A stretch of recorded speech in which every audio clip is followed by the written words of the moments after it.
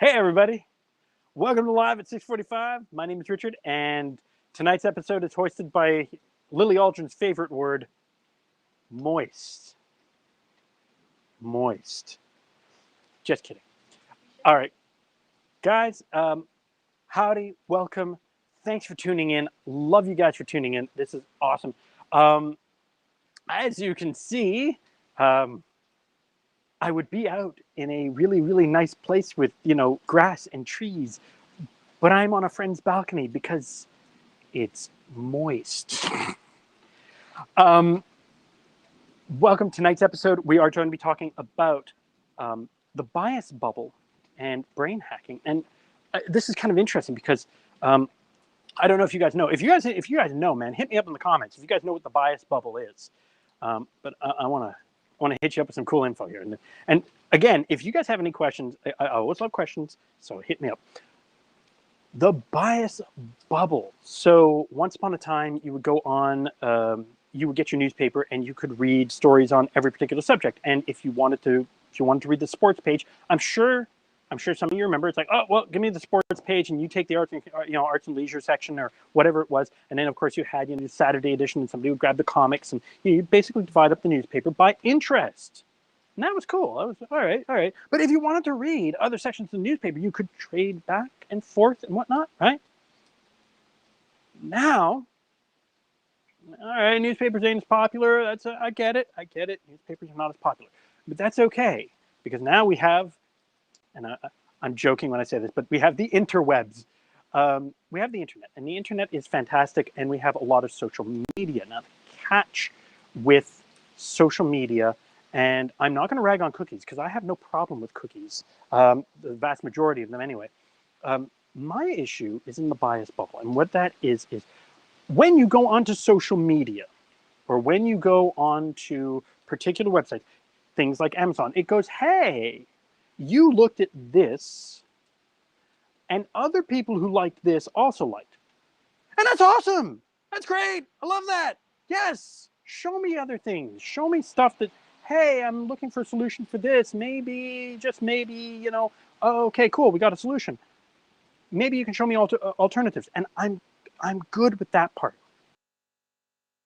Where the problem lies is same thing with like back in the Nielsen rating days. You go on and you start looking at sneakers, for example. You go, hey, I need a new pair of sneakers. Great, okay, cool. So you check out sneakers, you price them, you check it out. Oh, I'm gonna go with that pair. Cool, yeah, all right, cool. So you get your pair of sneakers.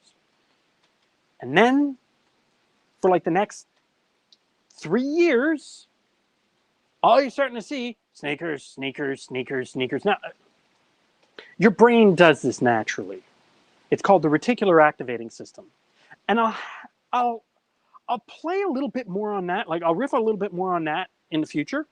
But the machines have, and I'm sure you've heard the word algorithm, it's a very popular word, but the machines look at your patterns and start offering you more of that, which is fine-ish, sort of. It's like saying, oh man, I hate rain. I'm not a huge fan of it right now, but it's not so bad. It's rain, so what? But some people are like, I hate rain, I don't want to know from rain. Okay, fine. So what happens, and I just want you to imagine this, if you lived in a place that only had sunny days, nothing but sunny days, and every single day was nothing but sunny, or if every single day was nothing but rainy, there's no variety, right? Your world just becomes about that. It's just about sunny. Well, what if you want to grow a garden? Well, sunny's great, but this isn't so bad. The plants tend to get a little sunbaked sometimes. Humans tend to get a little sunbaked a lot of the time. Look, I go from paper white to lobster red in about 45 seconds. So, I'll be the one to talk. I know, but variety is important. It also gives us other viewpoints. The bias bubble doesn't.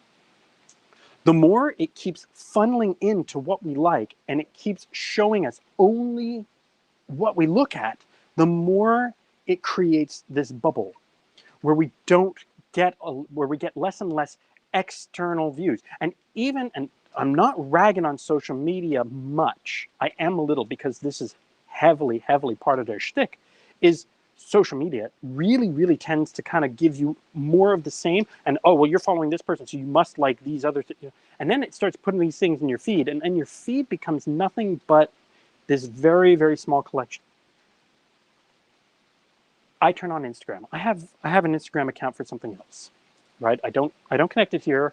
I will have a separate account for this year. I'm working on the social media aspect now, but my social media account, I can say that there are 5 subjects, and that's it, and that's all I see. And I can go looking for other stuff, and it'll start including it, but those 5 things will drown that out. So basically, I know that my world on Instagram is really small, and that's not who I am. I like different opinions. I like different views. And you know what? Even if I don't really love the viewpoint, I want to know it. The whole idea of cancel culture and that is really like, it bothers me when I hear, oh wait, they're canceling Snow White because, oh well, there's this whole argument about canceling this or canceling that or canceling Sesame Street or canceling. No, they're part of a culture. Far better. And this is just my opinion, but is it not better to have, and a more extreme example of something like Mein Kampf? I'm not a fan of what Adolf Hitler did, but you know what? His ideas, his thinking, his methodology, what he wrote down in that book, there's merit in looking at it so we don't repeat it. There's merit in looking at what we had, but now people are saying, "Oh no! It should either be canceled or it should be like a literary or an academic text only, and we should be annotating it and putting on all sorts of disclaimers." And no. Critical thinking is the key to all of this. Now, why does the bias bubble work so well? It's because your brain's been hacked. You've been hacked. I've been hacked. Everybody's been hacked. And the key to this, in this particular case, is dopamine. Dopamine is this fantastic chemical in your brain. And you'll know what it is. Every time you get an achievement, every time you work towards something, you have a goal in mind, even if it's your to-do list, right? Pick up the laundry. You pick up the laundry. It's like, yes, I picked up the laundry. I get to cross it off my list. And you know that little rush. It's there because, and I'm quoting Simon Sinek here, but way back, we would walk around and we would be like, I'm hungry. And you would look off in the distance and you would see a tree with apples, for example. You'd go, apple looks good. As you get closer, as you started noticing the apples get larger or the tree gets larger, all of a sudden your brain gives you a little kick of dopamine and goes, hey, you're doing good. Ooh, you feel good for doing this. You feel good for going further. And then you go a little further and your brain gives you another little kick of dopamine and goes, hey, it's getting closer. Ooh, you feel good about it. And then you get to the tree and you pick an apple and it's like, ooh, you managed it. You got it. Hey, ooh, little kick of dopamine again. So you feel good. It makes you feel good. So all of these things make you feel good. And a confirmation bias. This idea, confirmation bias, is basically the result of this bias bubble. Because when all you're seeing is what you know and like and already adhere to, it validates you. And yes, you should be validated. Yes, validation. Absolutely. 100. Go you. Validation is good. But if your world is being shrunk down and you're being validated on every single point, it's like the participation trophy for showing up. And that's not to rag on you. That's a systemic problem. Because when you're being rewarded for every single thing, because you're being validated because of an algorithm and not because you're learning and making those connections for yourself and having those internal achievements, that's where the problem comes in.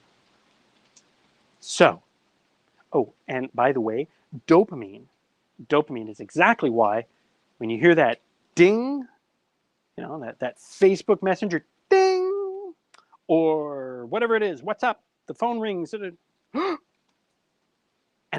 you got to go get it. You got to see what it is. And you feel good doing it. Gives you that little hit of dopamine. dopamine is addictive, highly addictive. Now, there are other brain chemistries that counter this, and I promise you, go into the heavy four. Dopamine is just one of them, and it has its place. It is a good thing.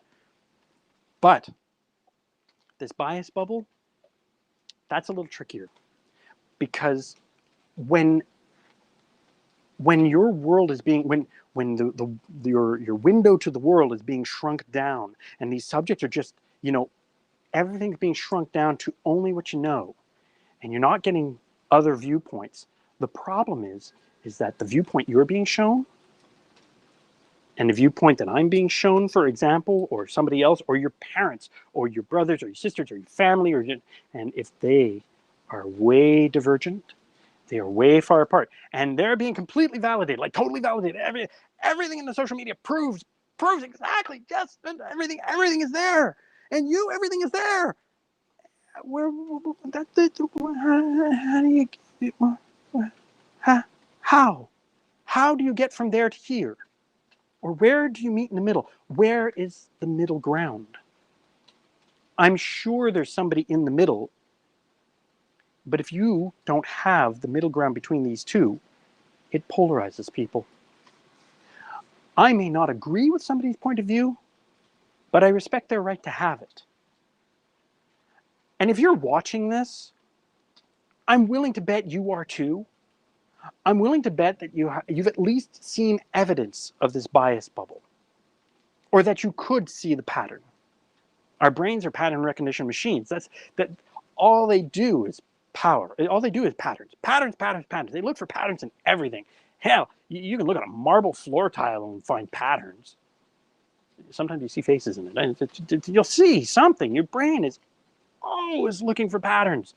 So when we keep reinforcing the patterns that you already believe, it really builds up your paradigm. And when these paradigms are too narrow, if the paradigms are wide open like this, it's easy to bridge from one to the other, or hopefully they're a little more. And I'd like to give that to you.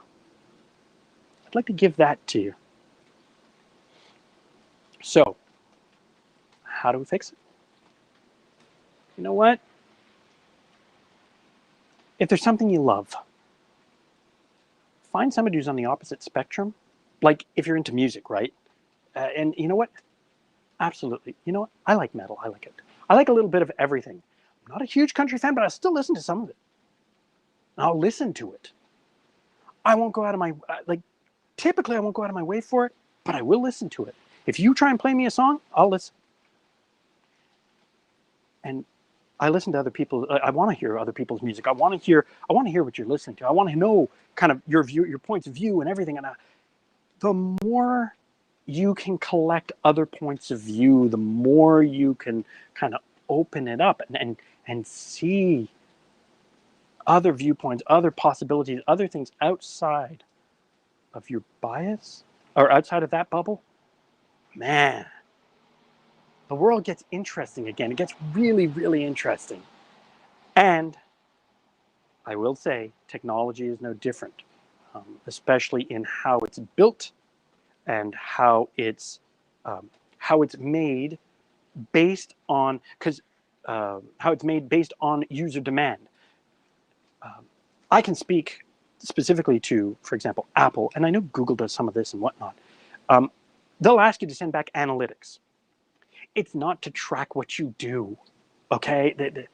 It's not to pinpoint you and go, oh, but you. No. If the majority of iPhone users are using their phone as a camera and infinitely less of a phone, then the company is going to put a lot more resources into the camera end and not as much into the phone end. And they're going to try and improve the camera. They're going to put much more developer resource there. Again, this runs to the bias bubble a little bit, because if you keep putting everything into this, well, how do you innovate here? Or one of the 100 other things that you can do, right? So it's important to kind of consider this and to know what the bias bubble is. And I kind of hit two subjects today, the brain hacking, the dopamine specifically. If you find that your phone grabs your attention far too easily, I'm going to suggest, and it's crazy to suggest, it's crazy to suggest in this day and age, but it's really healthy. Start, and try this for the next, try this for the next 5 days. 5 days, that's all I ask. Try this for 5 days. Tonight, take 5 minutes, turn off your phone, or you know what I mean, put it on silent or do not disturb for 5 minutes. Put it away from you, out of arm's reach, just away, another room if you can. Okay? Leave your phone in another room. 5 minutes, it's all in 5. Tomorrow, do 10 minutes. So 1 minute, add 1 minute every day. 10 minutes. No dings, no pings, no bloop, bloop, bloop, bloop, bloop, bloop. None of that. Okay? And watch what happens in those 10 minutes. And if you can do it around the same time every day, wow, man, that's great. All the great, all the big life coaches and all this will tell you, if you can get away from your phone like 30 minutes before you go to bed and like really no screen time 30 minutes before you go to bed, that's like amazing for your brain. It actually helps improve your sleep patterns and does all kinds of amazing things for you. And, it's fantastic. If you can't, okay, but try the 10 minutes. Just try it and see the difference. I think you'll be kind of impressed with how it goes. Thank you guys for watching. Thank you guys for tuning in. For those of you tuning in afterwards, really, I do get all the comments. Please, if you have any questions, comments, feedback, I love all of it. I do read all of it, and I'm working on lining up some guests for future lives. If you guys, if there's a particular something you want to know about, I want to know. Thanks for tuning in. Try the 5 minutes today. It's really cool, and how it'll make you feel in here is actually kind of neat, especially after 5 days. And if you want to keep that up, well, who am I to argue, right? I will see you guys tomorrow, 6:45. Can't wait to see you again. Thanks for tuning in, and see you guys then.